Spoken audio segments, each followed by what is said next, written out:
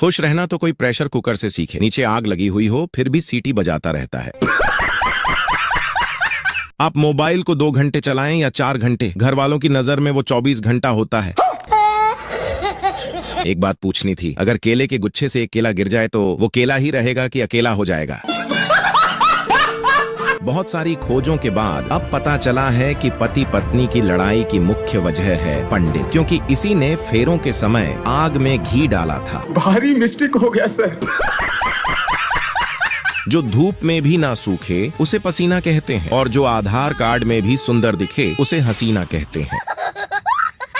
पड़ोसन से पटती है, पत्नी से फटती है, एक शादीशुदा आदमी की जिंदगी ऐसे ही कटती है। देखा आपने लापरवाही का नतीजा है।